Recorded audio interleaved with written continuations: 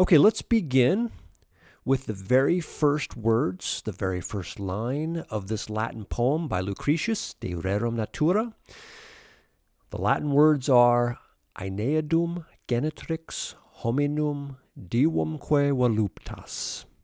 Now our goal here is to investigate these Latin words, the grammar, and come up with a meaningful English translation. To do that, I'm just going to focus today on just the first two words. These two words are significant, and often in Latin poetry, we'll find that the very first word and the very first words of a poem have a lot of meaning. And I think you'll see that today these two words have a lot of meaning in this poem as well. Let's start with Aeneadum. It's listed in a Latin dictionary as Aeneades, Aeneadae. It's a masculine noun. And for those of you not familiar with Latin, a Latin dictionary always gives two forms of the word.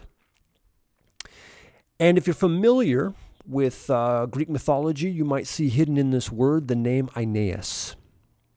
Aeneas is a hero from the Trojan War, found in Homer. He is born of the parents Anchises, his father. Anchises was a Trojan, and his mother was the goddess of love. In Greek, that would be Aphrodite, and in the Roman Latin, it would be Venus. Okay, so he's a hero because he has one parent. His mother, in this case, is a divinity, a god. Aeneas fights in the Trojan War, and when Troy falls, he takes his family and survivors, and they set sail in search of a new home. And that location is ultimately the location of Rome. And so, if we look at this translation, or at least the definition in a dictionary, we would say it says that Aeneades means a descendant of Aeneas, his son Ascanius, those who were related in any manner to Aeneas, a Trojan because he was a Trojan, and it could also be translated as Roman because ultimately he is a Roman too. Now, what's interesting about this word is the form. If you're a Latin student, you probably noticed that the ades ending is unique. It's not normal in Latin. And that is because this is a suffix to create what we call a patronymic. That is a fancy way of saying it indicates descent, right? You see the word patro in there, father. It indicates the father. This is interesting because it's originally a Greek adjective form. So it's not a normal Latin ending. It comes from the Greek and enters the Latin vocabulary or Latin language. Now let's investigate the actual form that we see in the poem itself. Aeneadum.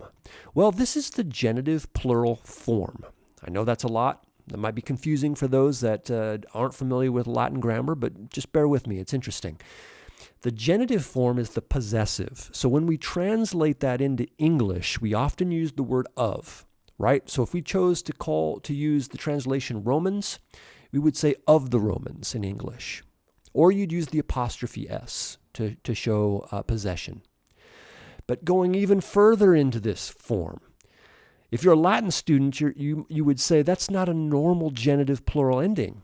You would expect to see Aeneadarum, which is more classical Latin. So what's happening here? Well, Lucretius is using an old, archaic genitive plural form. Why does he do that? Well, it could be, most likely, that he wants to connect himself with the old poets or the poets of the past. And so he's using words that the old poets used, or at least forms that the old poets used. And one of those poets that we see referenced a lot in his vocabulary is going to be the poet named Ennius. And Ennius is a very significant old, ancient Latin poet. We'll go into that as we explore this poem in future videos. So we've got this word Aeneadum. How do we translate this into English? Well, when we do that, we need to keep in mind the story of Aeneas is wrapped up in this word. This is originally a Greek word form. It's an archaic Latin form, and it references the old Latin poets, especially Aeneas, which, interestingly enough, claimed to be the Roman equivalent or the Roman reincarnation of Homer. So all that is kind of wrapped up into this word. This word alludes to a lot of transitions, right? The progression from Trojan to Roman, the progression from Greek to Latin, and the progression from the Greek literary tradition of Homer to the Roman literary tradition of Aeneas and ultimately Lucretius. So how would we translate that? If that's not enough to think about, let's think about the second word, Genetrix. In the dictionary, we find Genetrix, Genetricis. We've got those two forms. And by the way, that second form is the genitive form. It's a feminine noun. But before I look at a possible translation or English equivalent of this, let's look at some other Latin words that I think are similar or will at least feed into the meaning here. We've got Genesis, or Genesis in English, meaning birth. We've got genero, which is a verb meaning to breed, to procreate. We've got gens, which is another noun meaning race, people, or nation. And as you can see, there's some similarities between all these words. The gen, the G-E-N beginning of these words. And it has something to do with birth, procreation, people group. So let's look at what the Latin dictionary gives as a possible way of translating it. She that produces, a mother. Okay. Well, what I'm curious is to why didn't Lucretius use the word mater, which is the Latin word for mother? Instead, he chose Genetrix. And I think because of all that extra meaning that I was trying to get at with those other Latin words.